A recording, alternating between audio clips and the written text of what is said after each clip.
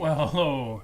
Hello, happy Bunny Day. Happy Easter, friends. Happy Easter, lovers. Thank you for joining us. This is 5 Minutes with Robert and Amy, Easter girl, Nasir. Hello. It's good to see you. We've already got people in the chat, and that is great because we want to make this a special show. It's Easter Sunday. Springtime is beginning in earnest up here in the upper Midwest, United States of America, and I know in many other places around the world. And we want to chat with you. In fact, we want to see you in the chat on Facebook Live, on YouTube, especially on YouTube. If you like the show, click like, share, do all those YouTube things.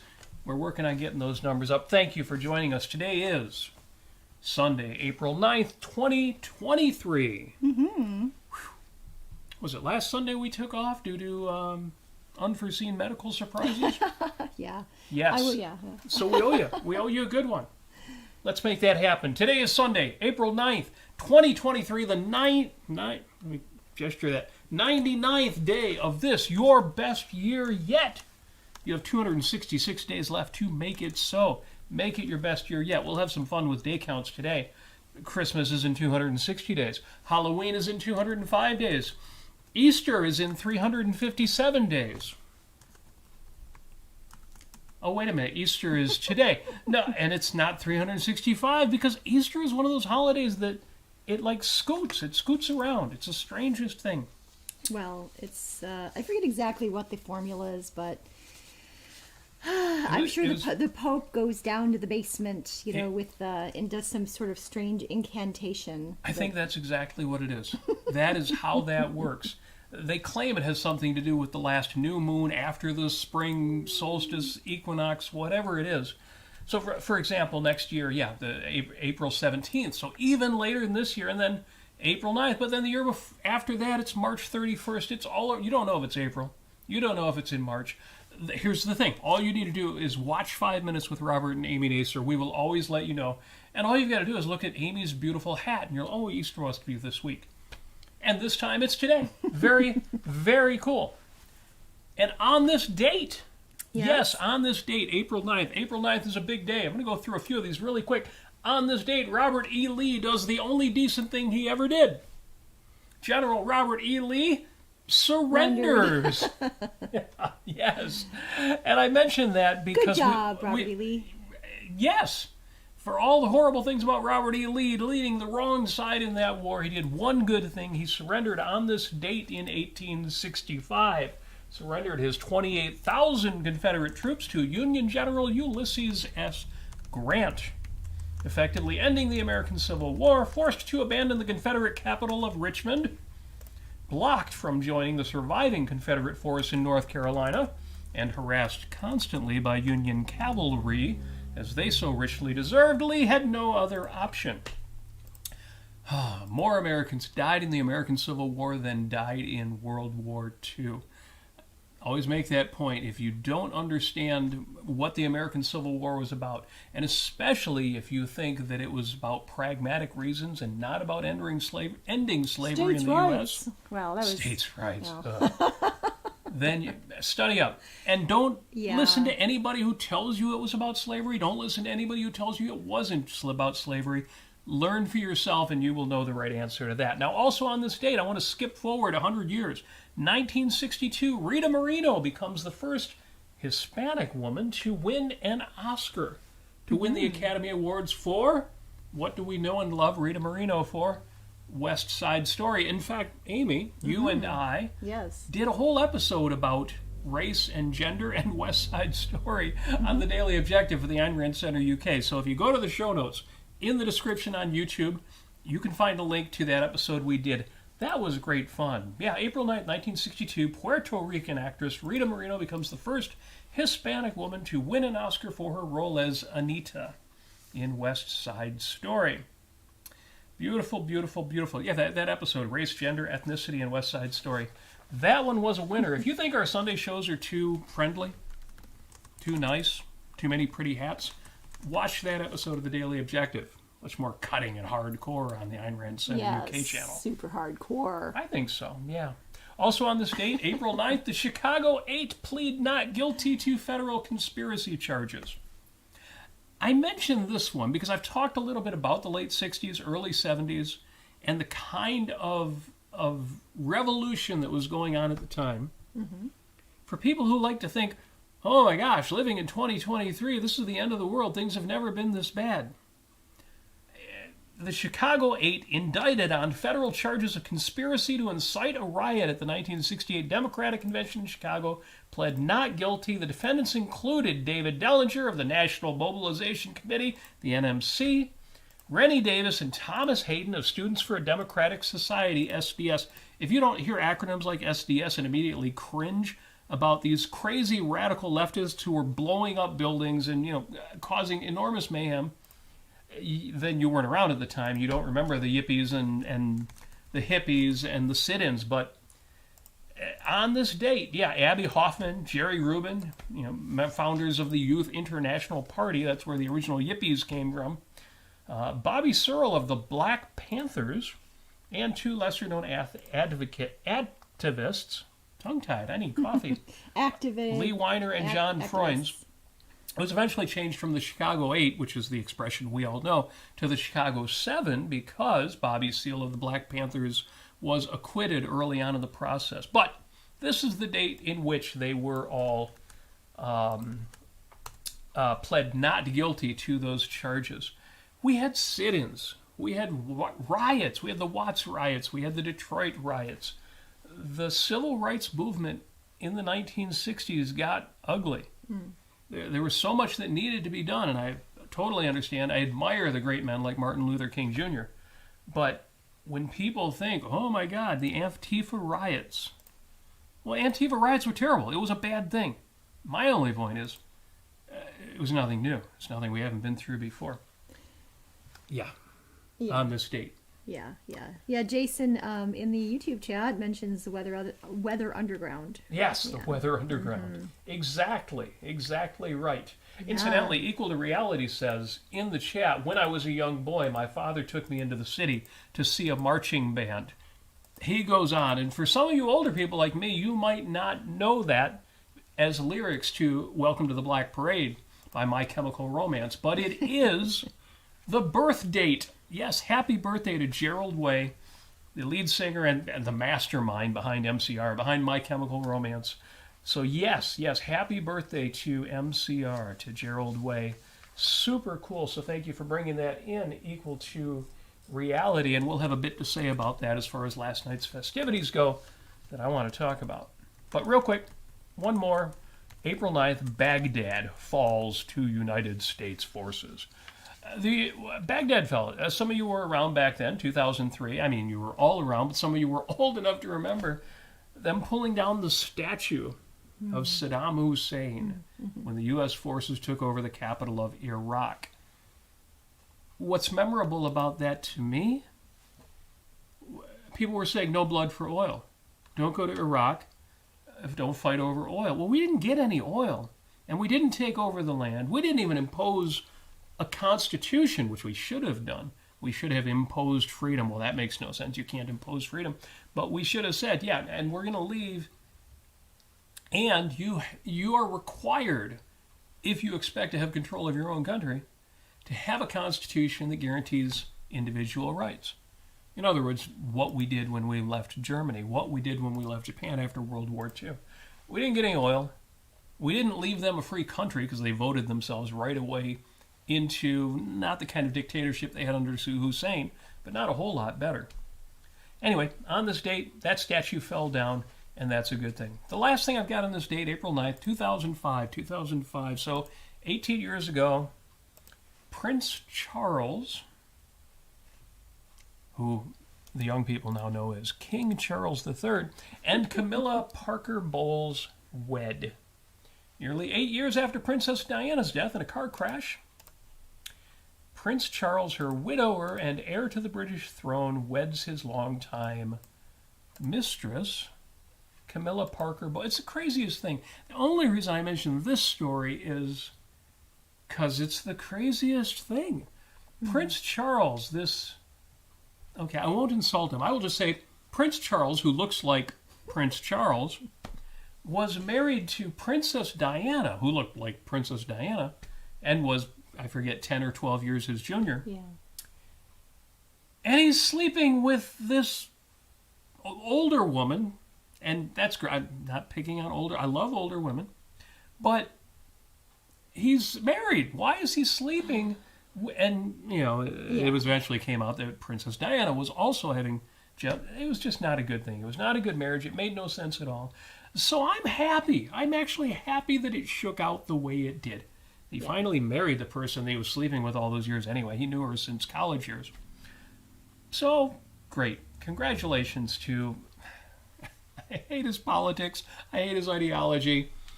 But I'm not going to pick on his marriage. At least he finally got married to the right person on this date. Enough of that. Enough of on this date.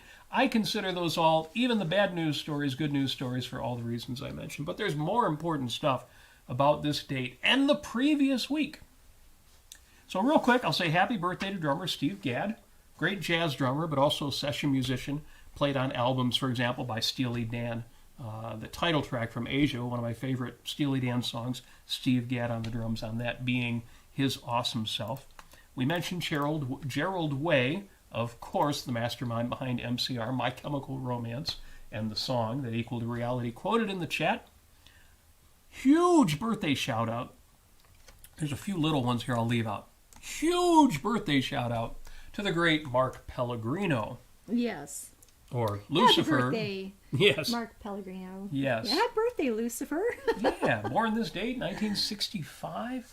So that to me is super awesome. Mark Pellegrino, all around good guy, and I've gotten to co-host shows with him on the Ayn Rand Center UK because unlike a lot of the closet Ayn Rand fans in Hollywood, Mark Pellegrino is out. If you're not already friends or following Mark Pellegrino on Twitter, you should do that. There are links in the show notes for you to do that, as well as his YouTube channel, where he does a fun series, very informative, very well done, except he stole the name of my old newsletter for that.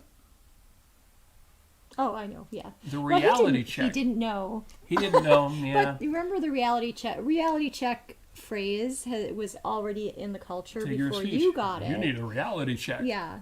So it's okay. And it was, 25 years ago since I published that. So yes. Anyway, just having a little bit of fun with that. Happy birthday to Mark Pellegrino. You rock. And he's younger than me. Mm-hmm.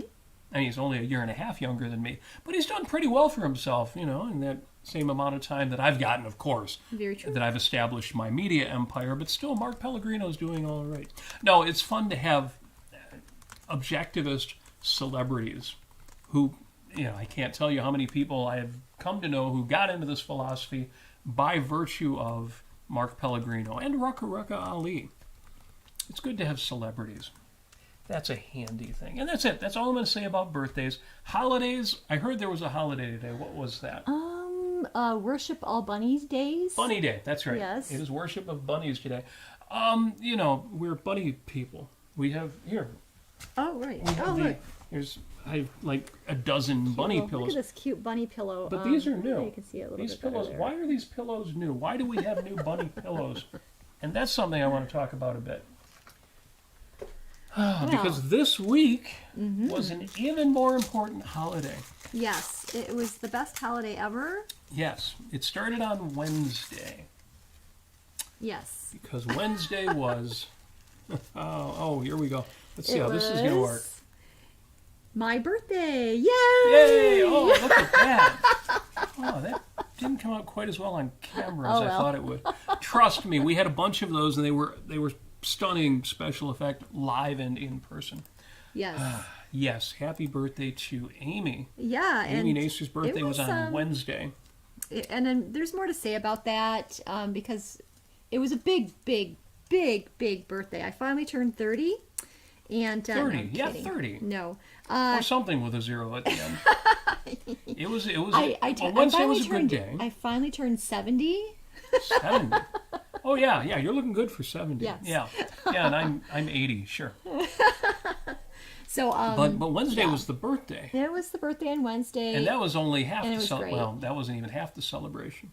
Right. Although you made it a special day. I did, because I learned that I have a special internal sensor to find and track down cute bunnies. Bunnies. So yeah, I went to a park randomly there was a nature center there, and I thought, oh, I'll stop and, powder my nose.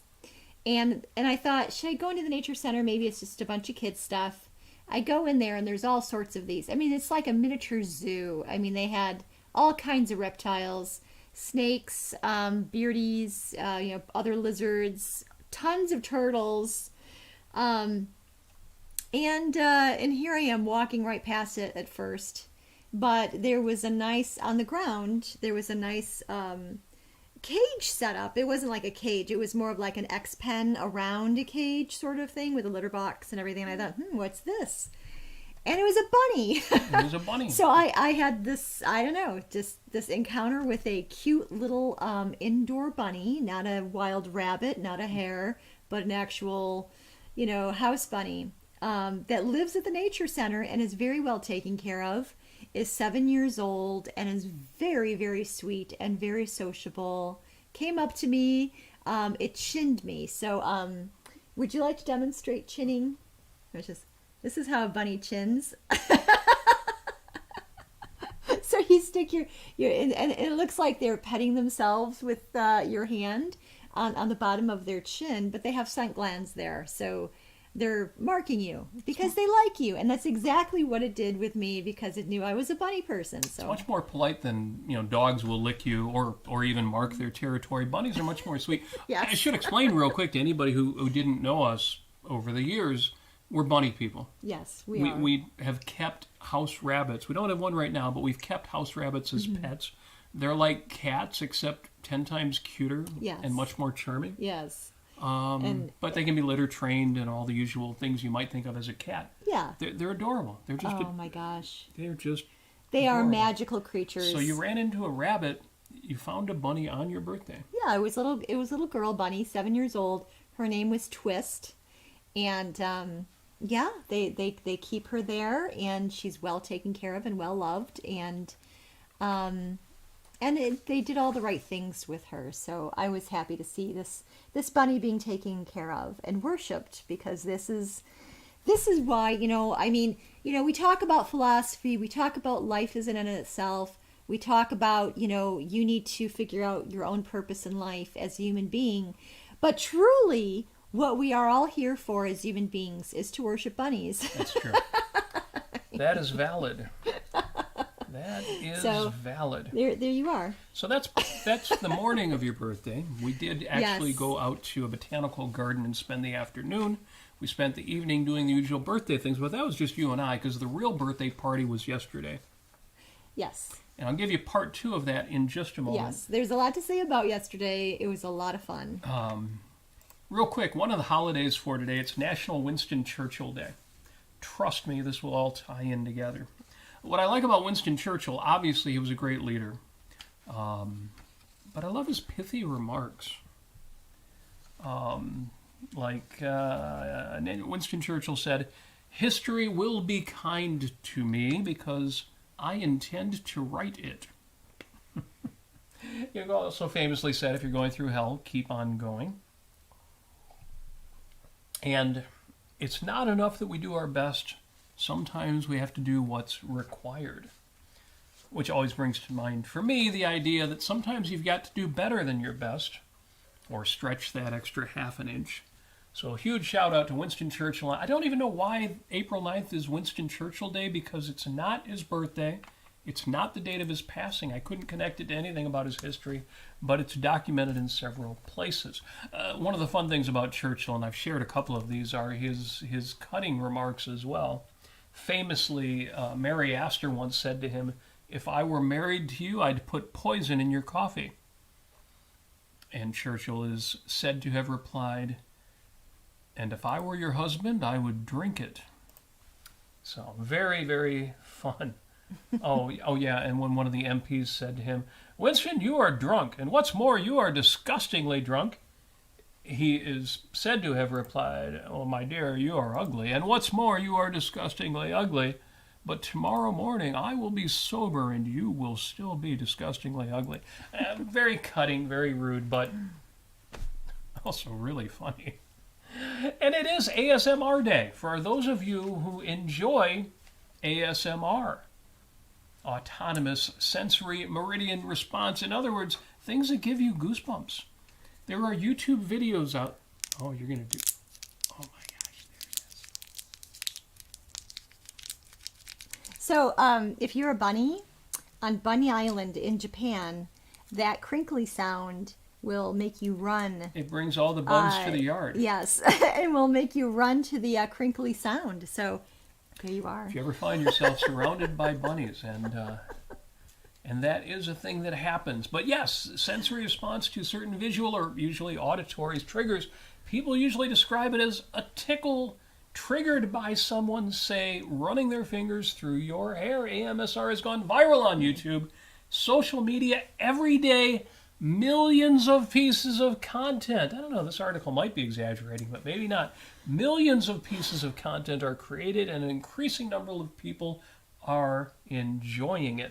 That's interesting, It's because where I like to hear a nice like a babbling brook, or a nice waterfall or river sounds, maybe some rain. But does it? That's it. But does it count as ASMR? Does it give you a frisson? No. Do you get goosebumps?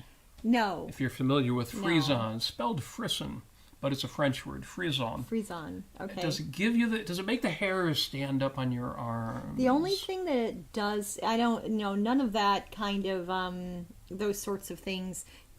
People chewing or or whatever, they're like a deep voice or whatever. Nothing like that. Or just rubbing their fingers on cotton. Oh. But they'll do it in front of a really a really expensive condenser microphone, and with the gain cranked up. Or just the sound of certain people whispering will give them that experience. So, happy International ASMR Day. I should say that there's some songs that give me goosebumps. Yes.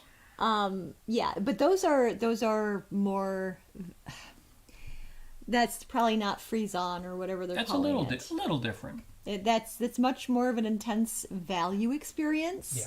An emotional mind-body value experience than anything. If there's anybody who hasn't yet seen our episode entitled Tears of Splendor, What's Your Overwhelm? Do a search for that. I didn't put it in the show notes, but I think most of our friends have already seen that episode. You should know, you should have a sort of a list always available to you of things that put you in that state of overwhelm, that state of just more than you can handle. And be able to call on those things periodically. Songs that make you cry or at least mist up. So yes, happy International ASMR Day. And finally, one more, because it's National Gin and Tonic Day. Actually, that's one of my very favorite drinks. And that's why I mentioned it. Because, with a of course, lime. we're all about celebrating Amy this week. And it is Gin and Tonic Day. Famously, Winston Churchill was a gin and tonic admirer. He said, "Gin and tonic has saved more Englishmen's lives and minds." I love that he throws in "and minds" than all of the doctors in the empire. And that makes sense, because there was a time when quinine, which was a chemical added to tonic water to give it that slightly bitter flavor, was used for preventing malaria. And not necessarily with gin in the mixture, although I think that's a better way to do it.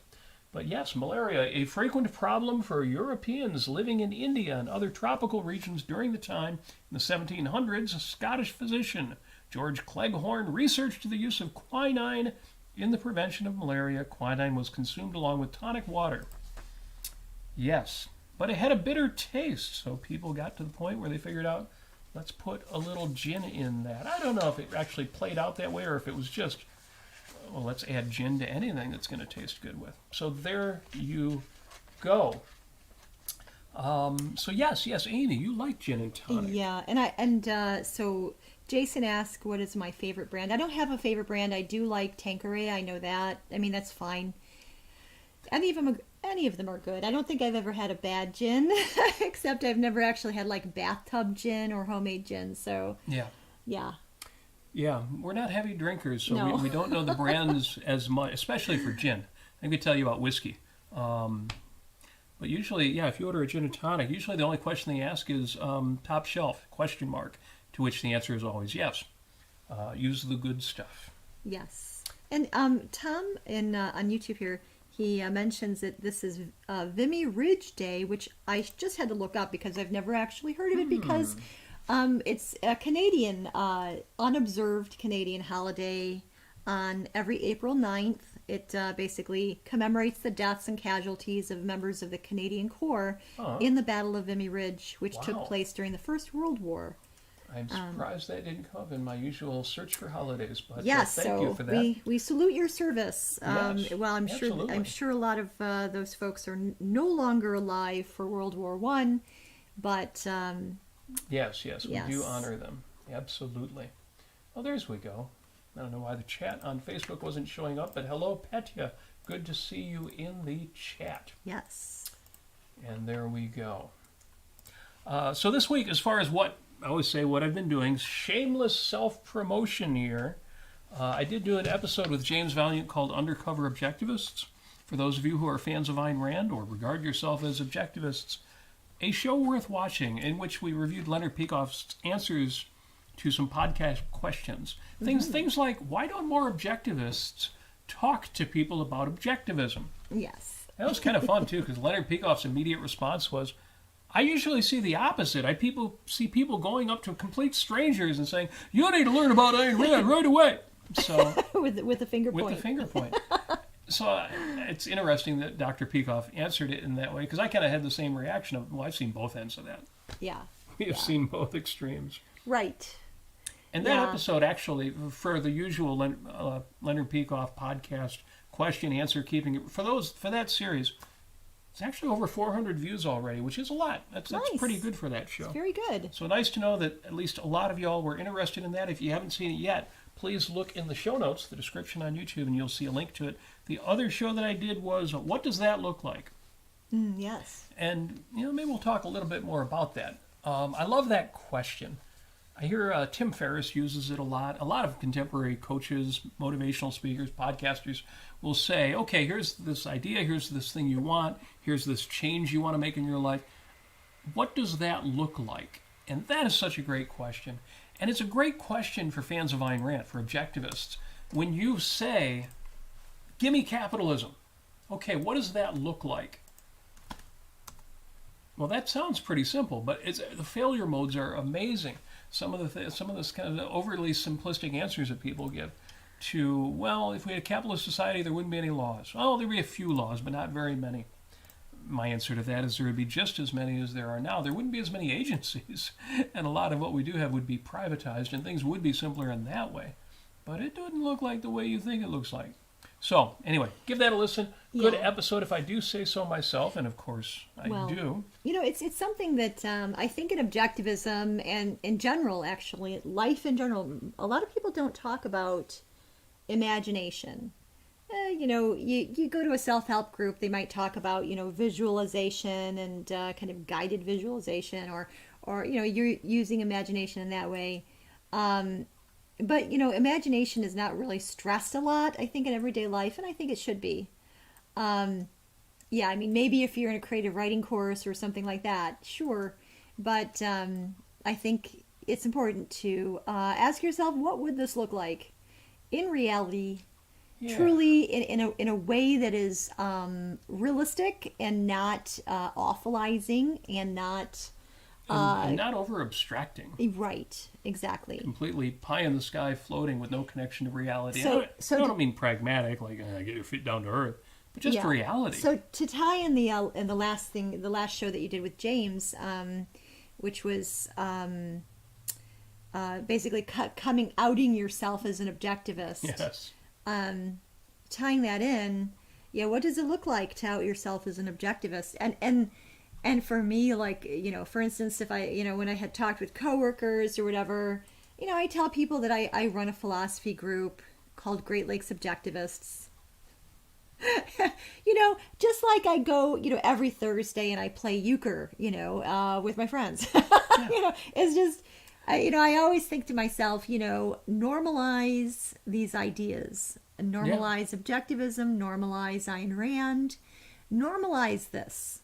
Because, goodness sakes, you've got really freaky deaky ideas out there, like, religious ideas, Jesus coming back from the dead, all sorts of really strange eating the body and blood of whatever.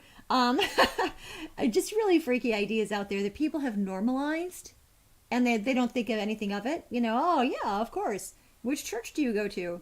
Well, so I talk in that, I take that tone. I take that tone of, this is normal, and yes, I do run a philosophy group, and it's based on Ayn Rand's idea, of course. Of course I do. Of course.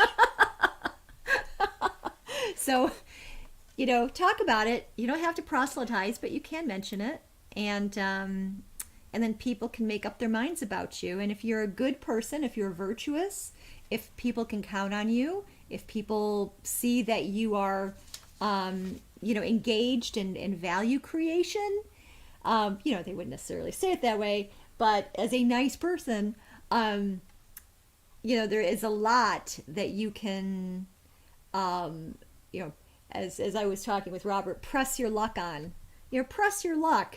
Be risk tolerant. Risk tolerant. Yes. Yeah, I totally get it if somebody's job hunting and they want to make their most radical pronouncements a little less obvious on the internet. But I'm telling you, if you were a fan of Ralph Waldo Emerson, and it happened to come up during a job interview, oh yeah, what do you like to read? Oh yeah, I read Thoreau, I read F. Scott Fitzgerald. Or I read Dostoevsky or however. Or political-minded writers. If if you were to say, yeah, I'm a fan of George Orwell, or C.S. Lewis, or I don't think most people would think, maybe I better not say that, I might not get the job. Right. I understand that Ayn Rand can be a little more divisive, but most people don't know. They have no idea what the conflict is. And how your job interviewer, he just doesn't care. Right. Most people are not openly hostile to Ayn Rand and objectivism. They don't necessarily have a context for it. And oftentimes they see you as a nice person and they will withhold judgment until they choose to look into it some more. Maybe there are some people who are openly hostile, but that's very small portion of the populace. And you wouldn't want to deal with them anyway. Why would you want a job where your manager is hostile, openly, explicitly hostile to good ideas, right? So yeah, there's a certain irony there in I think any advocacy community, but in objectivism and fans of Ayn Rand too, in that we simultaneously complain, well, we got to be careful what we see on the internet because our employers will hold us against it, and at the same time, objectivism isn't having enough of an impact. Nobody will listen to anything we say. We can't get people to... Well, if they're not listening, then they're not going to hold it against you either. I get it. There's people who will hold it against you even though they won't listen. So I don't mean to be overly critical. I worry more. I skipped a couple of birthdays today. It's Hugh Hefner's birthday. And he, of course, is metaphysically challenged. He's no longer alive. Right. It's Nathaniel Branden's birthday. There's one for the objectivists out there. Those are the people who are fans of Hugh Hefner and Nathaniel Branden simultaneously. Two men who had much more in common than you might think. Those are the people whose opinion I worry about. Not in terms of them judging me, but the way around, I shouldn't even make that point. But otherwise, so last night, hold a second. Equal to Reality, aka Alex, mentioned that it's National Baked Ham with Pineapple Day. I saw that. And because it's observed the first Sunday after the full moon following the March equinox, which I'm assuming is Easter. It sounds like the same formula they used to figure out what Easter is. And it sounds like maybe the secularists came up with that. Yeah, and it's also National Unicorn Day every April 9th. Yes, I did see that. And I get it, because we've had people ask us, well, wait a minute, you guys aren't religious. Why do you celebrate Christmas? Why do you celebrate Easter? Why do you celebrate Thanksgiving? And the answer is, in the modern age, you can't have holidays like that are national holidays and not have a secular version of them, especially because most of the good things about those holidays were stolen from secular traditions anyway. So, yes, absolutely. Yeah, and ham with pineapple. And ham with pineapples, if you don't like putting honey on ham and you want to sweeten your ham up, pineapple's not a bad way to do it. Right, that's true.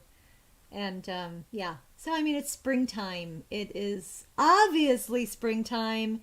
It is not a celebration of zombies, okay? Even if the zombie is named Jesus. Yes, rising from the dead is spooky. That's a little creepy. Yeah, unless, you're brought up with it. You're just used to it. You don't really think of it that way. Yeah, again, it's been normalized and everyone's It's the like, weirdest oh, thing. okay. So strange. It's nice. So I keep mentioning My Chemical Romance and the song that was quoted at the very beginning in the chat. Now, what I don't know is if equal to reality, did we share anything about that? We must have said something. I don't think so. Other than the fact that it's Gerald Way's birthday? Because I didn't tell you the climax of the story about Amy's birthday, but you had the most amazing birthday yesterday. Oh my gosh, it was the best. It was sort of like a mini GlowCon. That's kind of how it was. It was like a day at a conference. Yes, but not really. But just the fun parts. Just the really fun parts, the really social parts. So we arranged for the first part of your birthday celebration to be at a Polish restaurant. Yes. Eating Polish food. Polish food. So not just stuffed cabbage, but kloski and the Polish meatballs, and of course pierogies and pierogi stuffed with this strange sweet cheese that was really strange. Not my kind of thing at all, but it was all very interesting, and everybody loved it. Oh, and city chicken. And if you all don't know, city chicken is actually made of pork. Yeah, city chicken. That ain't chicken. No, actually, it's not.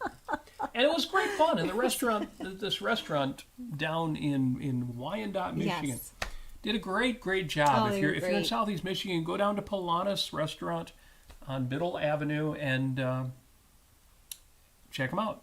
Good stuff. We spent a couple hours there, and then we had 3 hours, speaking of Wyandotte, in a historic home, the Ford McNichol home in Wyandotte, Michigan. Yes, no relation to Henry Ford, but to J.B. Ford, who was no relation to the Otto Ford family. But he was into plate glass making, and they needed a source of salt, and Wyandotte has a lot of salt. So they were called the Salt Fords as opposed to the Otto Fords. Right. Yeah. Now, if you were going to throw a birthday party and you could reserve a historic home, 125 years old and kept in that condition, more or less as it was built in 1898 and then used over the next 40, 50 years, what kind of activities would you have in a home like that? Parlor games. And scavenger hunts. And there was a docent there to give tours. Yes, a tour of the house, which included a corner turret. Yeah. Super sweet. And then we had in the dining room there, we had beautiful European pastries and this really, really lovely strawberry cake. Yes. There's even a music room in the house with a baby grand piano where we had some fun. Yes. And now this house is technically kind of like a Queen Anne style Edwardian era. I think it's 1896, I believe. Yes. Yeah, it's not an enormous house, but it's got very charming. 32 rooms in it. They had a couple of servants on staff, a nanny and a butler, and I believe a maid. And they had rooms upstairs. That's where the servants' quarters was. And yes. And then they had the front staircase for the family, and then the back staircase for the servants. And the whole half back of the house with the butler's pantry and the kitchen were for the servants. And so the family didn't necessarily go back there. But everything was just pristine. It was one of these homes that thankfully, I believe her name was Yvonne Mattis. She took over in the 1960s and she lived there. She kept that home up. She basically got a bunch of furniture for it. She made sure that it was structurally sound, that it was well maintained, and that it avoided the chopping block, because there are a lot of mansions around there that were torn down in the 60s. Very, very sad. Because it's right across the street from, and right up the street from the river. Mm-hmm. So, yeah, you know, any waterfront properties, even if it's a nice house, somebody's going to tear it down and build a better mansion there. So, yeah, it's a beautiful property. Ford McNichol in Wyandotte, Michigan. If you get a chance to go, if you want to know what it looks like, do a Google search for Ford McNichol Wyandotte, and you will see the house. And it was a great 3 hours, but then we all came back to Casa de la Nasir and had a karaoke party. Yes. And that was a hoot. Well, karaoke's always fun, but this was especially fun. There were 20 people at lunch, 20 people at the house, a little smaller group for karaoke. And we had a great time. And it was funny. There were kind of two themes that seemed to recur with the people who were there. One of the themes was show tunes. Yes. Stage plays, musicals. And the other theme that popped up a few times, yes, because some of the people there were younger than us, was turn of the century emo. Mm-hmm. Go figure. Yes. So I'm not sure. Like again, My Chemical Romance. But Welcome to the Black Parade, that song was actually performed, and not just performed by one of us, but by Sean Albert. Yes, our great friend Sean the young Albert. teacher with the sonorous voice that you have met, because we interviewed him on 5 Minutes with Robert and Amy Nasir. And so, yes, Welcome to the Black Parade was featured. So, again, I don't know, did I share that online? How did Equal to Reality know to quote that song at the beginning of the show? Other than the fact that it's Gerald Way's birthday. Maybe he'll tell us in the chat why he thought to share that. Maybe I said something about it online and I just don't remember. Anyway, that was a hoot. And so, a birthday week, really, more than a birthday. And that's what we want for you. We want you to take control of your days, to take ownership.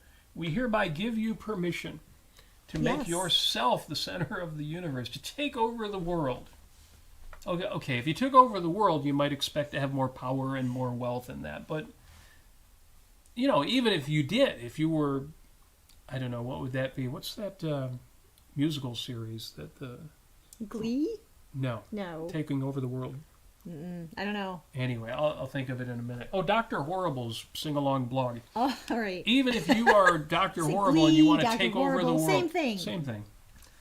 Even if you took over the world, where you might expect a bit more power to manage affairs or make changes or order people around, but even then you're substantially limited. There's all sorts of constraints.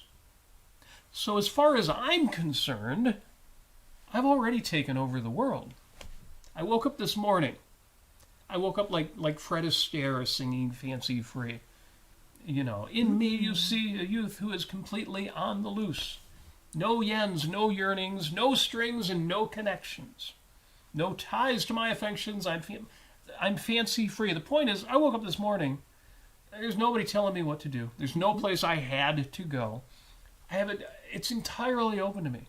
Even if I have a day job I have to go to, that's a job I chose, and I can walk away anytime I want.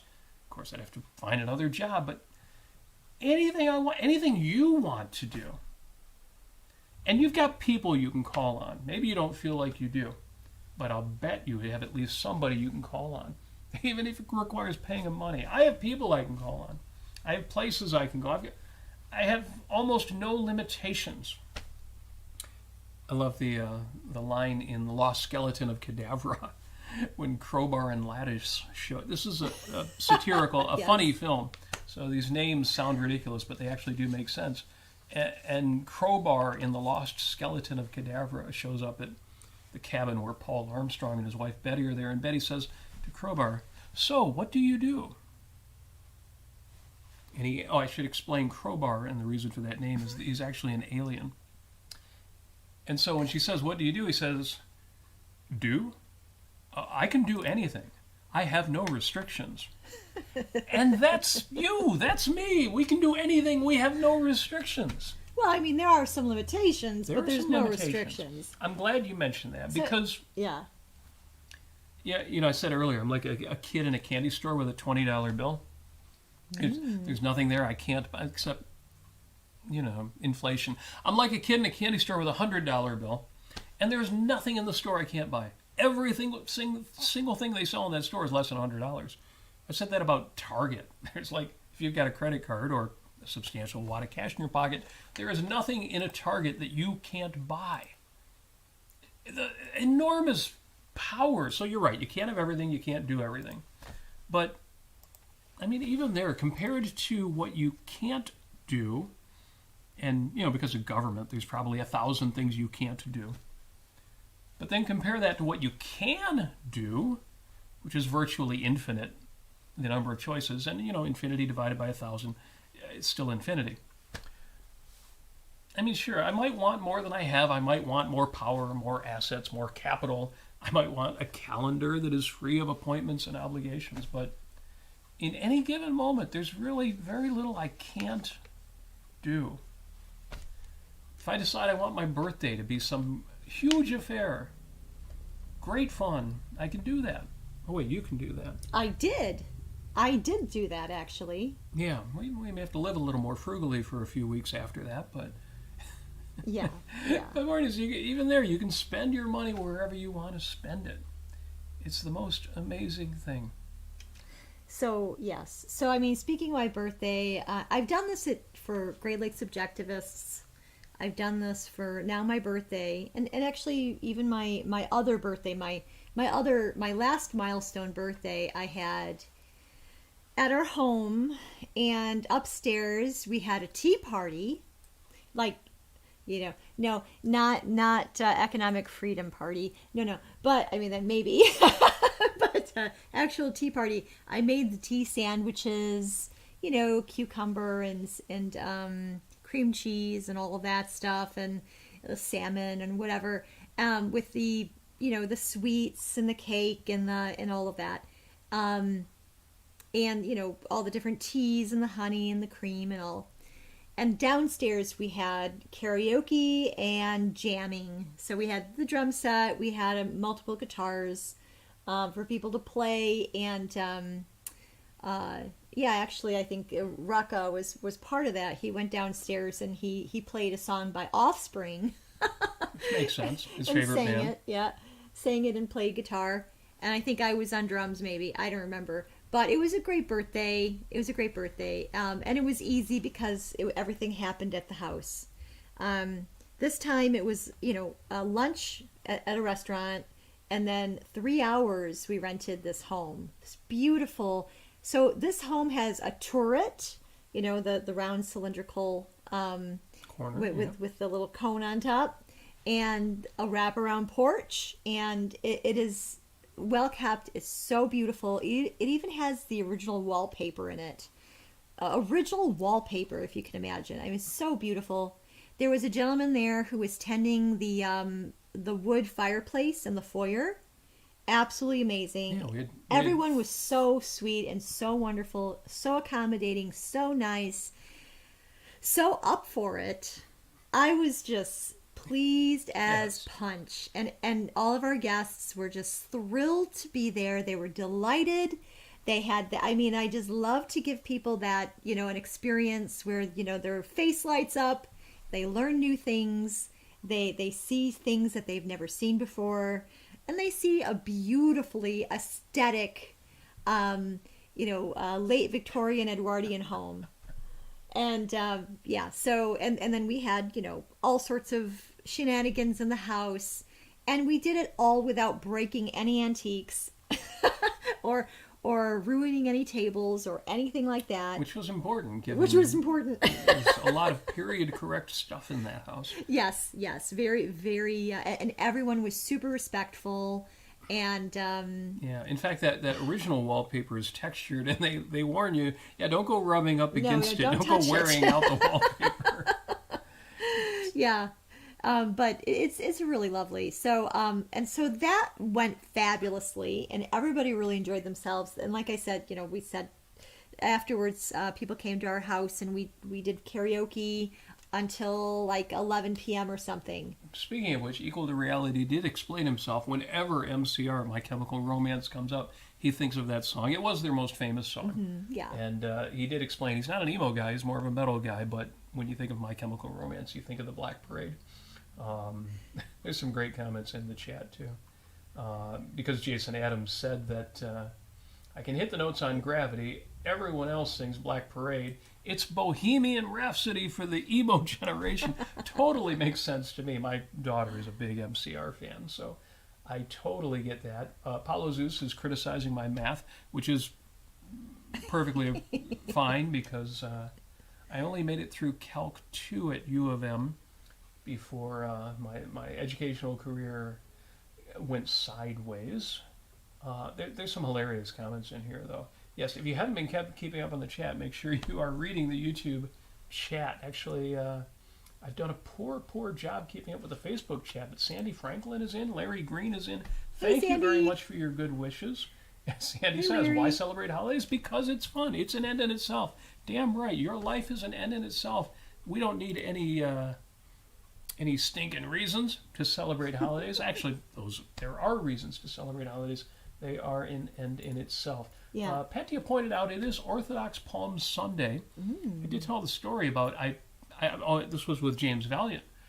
That topic of should you hide the fact that you're an objectivist from potential employers. I told the story to James Valiant.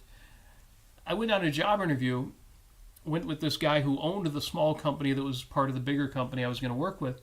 We went out in his SUV to lunch, and in his car, on the floor of his SUV, there were palm fronds. And in the previous meeting with him, he had ashes on his forehead. And it was only that when I saw the palm fronds that he noticed me noticing it. I didn't even bother to ask. He said, oh, yeah, Palm Sunday. I'm like, what on earth? Catholic people don't try to hide where they're coming from. And I did not hide from him where I was coming from either. They're like, and that was the point. Normalize ashes on your forehead and, let your freak palms fly. On some level, you could tell he knew how strange it was. Yeah. If somebody wasn't Catholic. And he knew that I wasn't religious. So he wasn't apologizing, but he knew it was needing some explanation. So thank you, Sandy. Larry Green is also in the chat and says, enjoying the show. Thank you for that. And happy Easter right back at you. Yes. So very, very cool. But other than the show tunes last night for the karaoke. Yeah, well, somebody mentioned More Than a Feeling in the chat. More Than a Feeling absolutely was played and sang. I brought that one up, and I can always sing the high notes. I sound like a dolphin singing the high notes, but I do it anyway.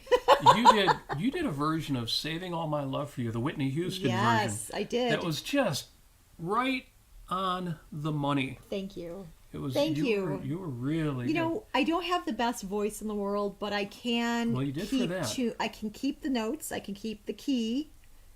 I really am good with that, so I can hear myself. So that's really good. Yeah. And but no, I really channeled Whitney Houston. I really, I recently listened to kind of a retrospective of her life, and her life was really, really, really, really sad and awful in a lot of ways. And I feel really bad about that. I really wish somebody could have helped her. I really wish that there were better ideas that she had access to, not just Christianity, which didn't help her, and she was an amazing talent, and she just, anyway, so I just wanted to kind of pay homage to her. It's so talented, so I was channeling her.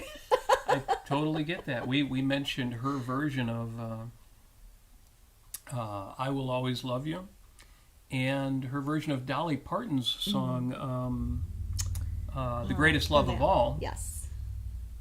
No, I Will Always Love You is the Dolly Parton song. Yes. Greatest Love of All, previously done by George Benson, but now I forget the songwriter. Yeah. Anyway, we mentioned those songs on our episode on What Gets You Overwhelmed. Tears of Splendor, What's Your Overwhelm? Yes. And folks are talking about in the chat about not being able to sing. There were some songs I sang I should not have tried to sing. That Well, I really was pushed impressed. myself to my absolute limit. I was so impressed with Robert because I thought, I was hearing him really do like a really high screechy falsetto on some Aerosmith songs, and I thought, Robert's ruined for the night. He won't be able to sing anything after this. And no, you pulled through and you did it. I did. And there was live music too. There were some songs that was just played on guitar and sang, and so it was a good night. it was a good night. Yes. And that's what we want for you, is more singing. People in the chat are like, oh yeah, I can't sing, I'm totally tone deaf. So what? Yeah, who Sing cares? in the shower. We got Paul, aka Mr. Halloween, up in the karaoke for one song because he doesn't feel that he's like, I very can't good. sing, and get up there and sing, no. and he sang, So and it was sang, super cool. So I sang with him, even though I didn't know the song, except I think everybody knew the chorus, which was me and you and a dog named Boo. It's the only part of the song I know. So he was super cool on that as well. Yeah. So yeah, get up there and sing. Get out there and dance. Get out there and do those things. This is a movie starring you. Yes. So don't save all that stuff for, oh yeah, I'll save that for the people who've got a good voice. To heck with that. And also one other thing is that do something special on your birthday. Yeah. You know, every birthday that I have, I go out alone to a park and I spend time in nature and I just try to find things that are very special. And that's what I did. And then later on, I was with Robert in a different park, and it was really, really sweet. And but yeah, this time it was a milestone, so I took the liberty of just saying yes to myself. Damn yes, right. Amy. Yes, you can do that. Yes, you can do this too. All right. And I did, and it was wonderfully fabulous. So if any of our friends out there are listening who attended yesterday, thank you again for being there. It was Thank you. Such a pleasure. And if you need permission, it's an interesting thing. I don't see it as much with people who are old. Actually, I do. I see it in all cases. There are people who have never been given permission to let go. And I know you're thinking, what do you mean give permission? I'm an adult. I can do whatever I want. And yet, on some level, people don't give themselves permission. They don't give themselves permission to sing in public. They don't give themselves permission to dance. They don't give themselves permission to do what they really, not what they feel like doing in the moment, but what they really want to do. So I want to be that guy. I hereby give you permission to do what it is you really, not what you feel in the moment, but what you really want to do. Sometimes that is what you feel in the moment. But not just the emotional thing, the things that really you would love to do someday. I am giving you permission to do those things. In fact, I am giving you the responsibility to do those things. You have no restrictions. In fact, my Post-it note for the week, and I love to put up a Post-it note to remind myself of things I already know, but may have forgotten or just aren't quite living up to. My Post-it note for the week says, what would you do if you had no restrictions? It's a great question to ask yourself. I've got so many things stopping me. I've got so many obligations. I've got the 9 to 5 Monday through Friday, or worse if you have an irregular schedule. I've got so many people who expect so many things of me. And I've got things I expect of myself. I've got these obligations I've set up. But it's a powerful question to ask yourself. What would you do if you had no restrictions? What would you do if you could do anything? Now, maybe your answer is something you can't do or don't actually really want to do. But it might lead you in a better direction to ask yourself. It certainly does for me, to ask myself that question and say, what would I do if I had no restriction? Well, I'd play more music. But more than that, I would record music. And more than that, I might actually write some songs rather than playing cover songs. And more than that, I might put a band together or get more bands into my studio to record them. Whatever your answers are going to be. It might be getting that master's degree through that program. Congratulations, Sean Albert. It might be talking up that gal that you met at that meetup or that convention or at work or wherever.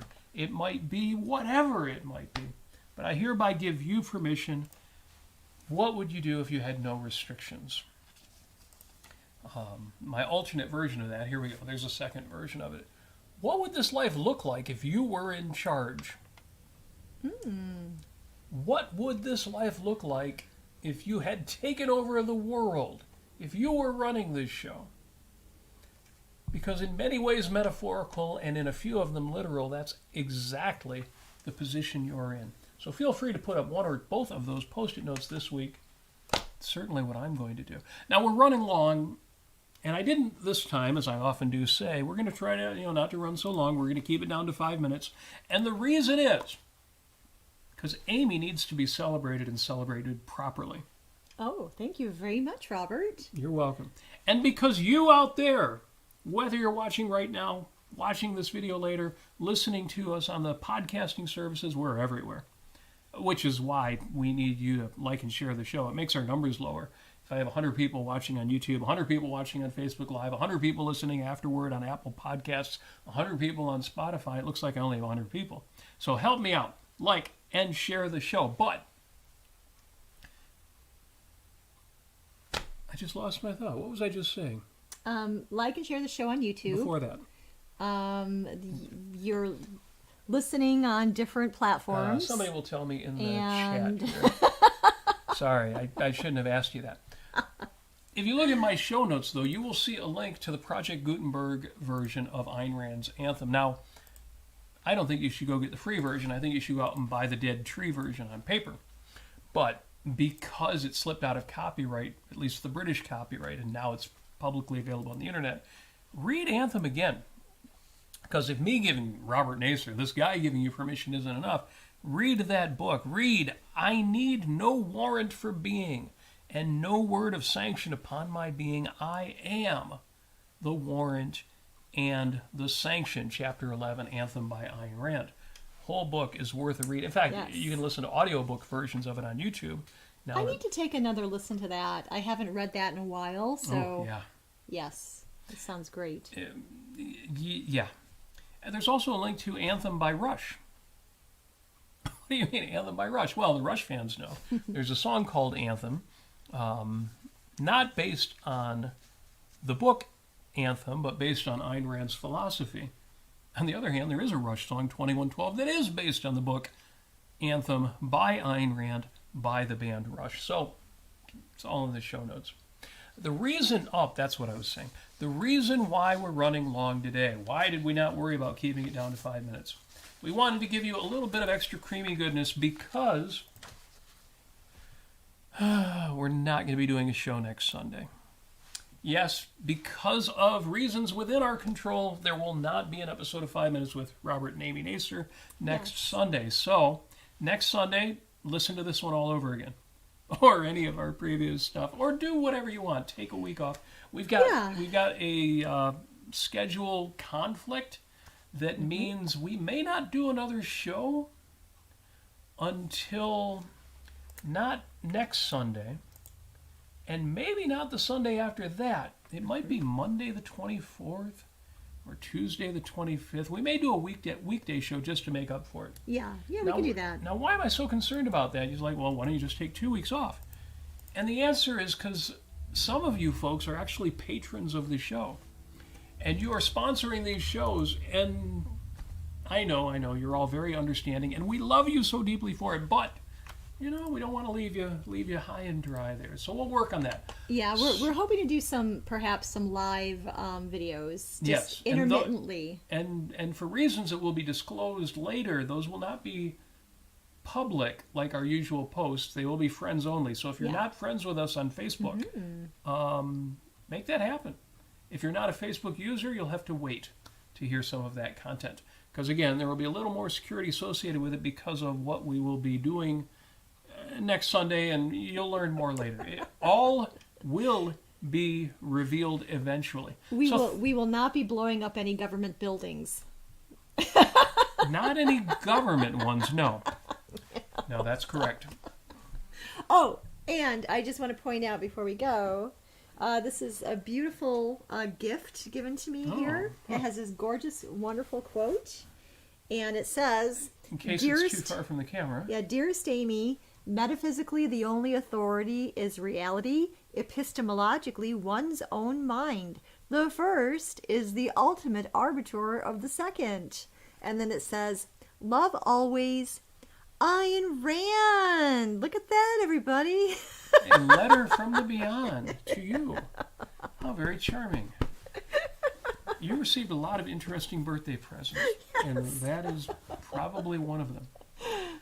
So, folks, thank you. Thank you for joining us in the chat. Your comments have been great fun. I haven't read them all out loud, but if you didn't catch the chat, folks, There's some funny stuff in there. Incidentally, the way YouTube does chat, after we wrap up the show, that chat won't be available until tomorrow. It usually takes 8 hours, 12 hours or something for the chat to come back, but it will come back. So as I say, there's some really funny stuff in there. Make sure you read the chat while you are listening to the show. Oh my gosh. And thank you for being here. As always, we appreciate you. We need you. Oh my gosh. Our subscription count, well, we're over 300 subscribers. Yay! We've got to get to 1,000. So I'm really happy that we're over 300. This has been fairly recent. But yeah, we got to get up there. So if you could please, and you can, we know you can, like the show. And subscribe to the channel. Hit the subscribe button. And ring the bell and you'll be notified when we do a show. But also share it out. Share it with some friends. We've got a few folks who do that already. You are deeply in our hearts for doing that wonderful thing. And let's keep growing this thing. Let's keep growing these Sunday shows, these get-togethers. We hope we didn't tear anybody away from dinner. We hope it was worth your time to be here. We give a huge shout-out to the people supporting the show, especially financially. If you want to be part of that group, patreon.com/Robert Nasir. Or just go to robertnasir.com. Links to everything you need to know to contact us, to reach out to us, and to support us is all there. Mm-hmm. And with all that said, all that is left to do is to thank you for being here. Thank you for being your awesome selves. You are the best audience in podcasting, without a doubt, bar none, no comparison. And that is why, as always, we wish you love.